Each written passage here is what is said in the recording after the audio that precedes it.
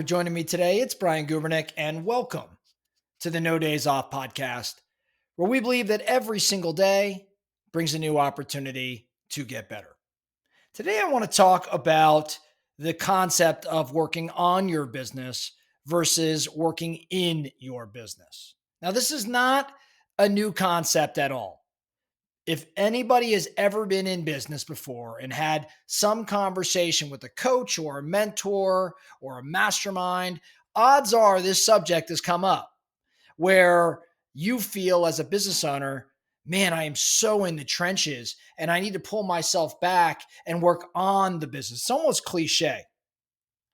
Keith Cunningham, who wrote one of my most favorite books ever, The Road Less Stupid, has a whole chapter dedicated to this concept of working on versus working in.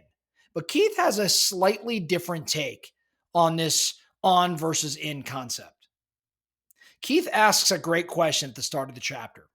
He says, when is the last time you were introduced to someone and they asked what business you were on? When was the last time you were introduced to somebody and they asked you, what business are you on? It's never happened because it would sound ridiculous. Instead, people don't walk around saying, I'm on the real estate business. I'm on the real estate industry. They say, I'm in the real estate business or I'm in the real estate industry. People don't say they're on relationships either. They say they're in relationships. Keith says that, and he's right, I agree with him, that there's this toxic idea that if you own, say, an automobile garage, and you're the person who's actually changing the oil, aligning the tires, replacing the spark plugs, and you're in the business, there's this toxic idea that being in your business makes you either inferior or a loser or both.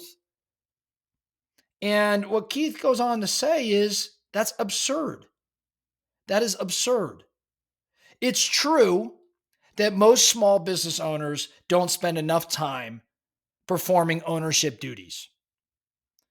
It's true that most small business owners spend too much time operating their business by doing the oil changes, by struggling, by being tired, by grinding, by being disappointed. And what Keith ultimately concludes is that the problem's not that small business owners are in their business. Rather, the problem is that they've not learned the critical business skills required to shift from operator to owner.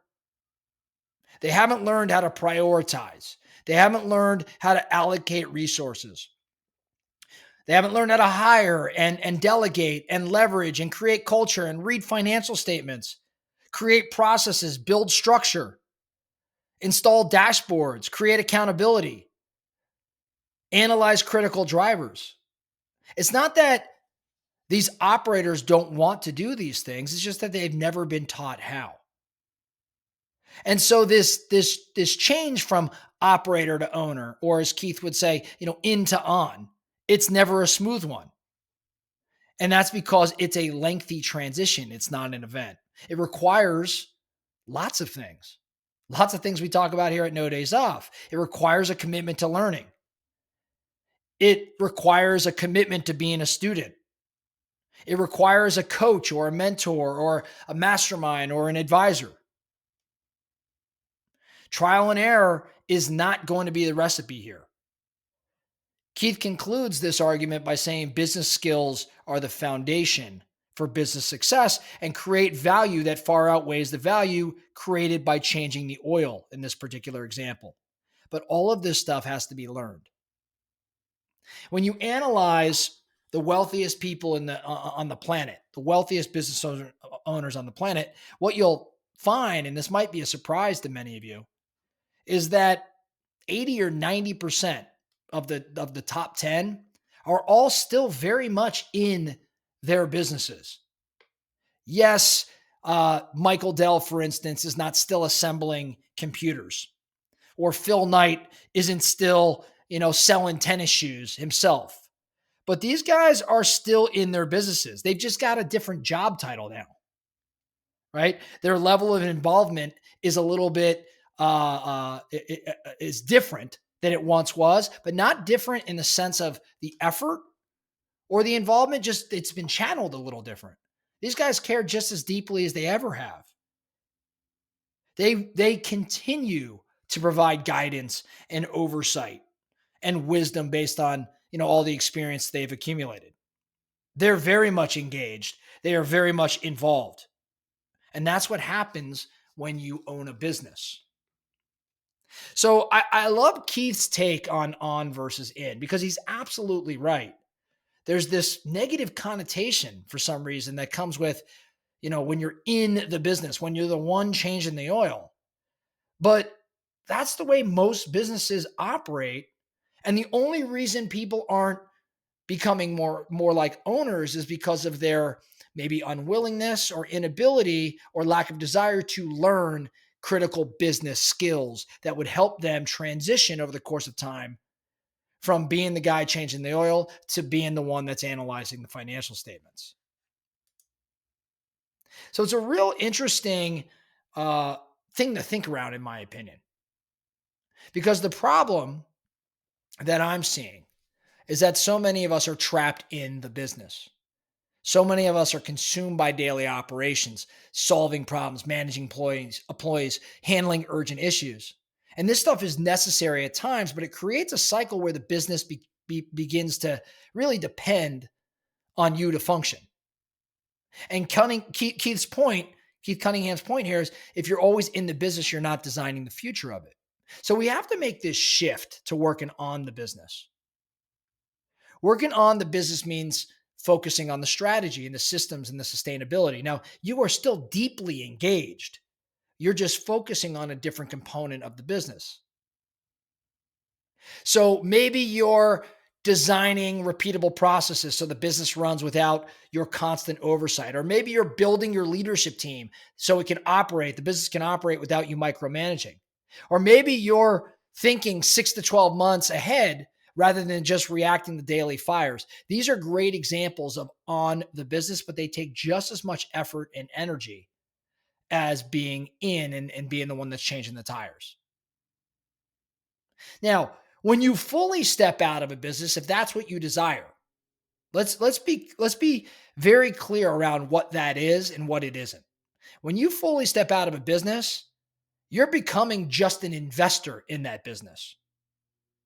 Some owners try to remove themselves entirely, and it makes them passive. And that passive behavior is that of an investor, because businesses still need leadership vision, even if the owner isn't in the day to day. So I think the sweet spot is maybe moving from operator, being in the trenches, to being a strategist. One that's an owner, but focused heavily on strategy. So you're not just an absentee owner.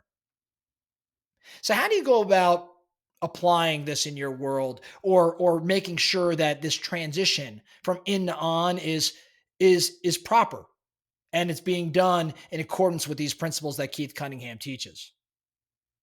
I want you to take some time today and I want you to think about where you're spending most of your time in your business. Right? Like look at your calendar. Where are you spending most of your time? Now, what would break in your business if you took a week off? What would break? If you took a week off, or maybe 2 weeks or 3 weeks, what would break? Now, once you've identified what would break if you disappeared for a little while, what systems do you actually need to be built in order to fix that? See, what I want you to do is start to think a little bit more like an owner and a little less as an operator. And just take small steps. I want you to make a small shift, whether that's delegating a task or setting aside some time for strategic planning.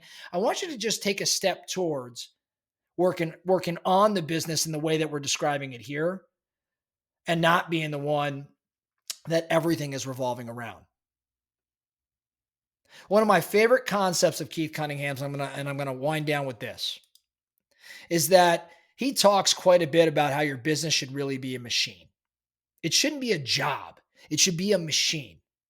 So the goal isn't just to escape per se, it's to build something that runs with you and also and ultimately if you so choose without you.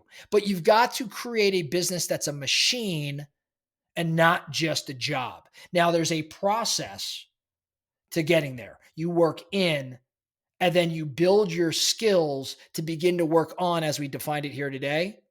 And then over the course of time, as you continue to succeed and you buy back some more time and you increase leverage and you find more talented people and you go through all of those things that, someone that's transitioning from operator to owner ultimately has to do, what ends up happening is you build the business that you've always desired and you're not trapped by it.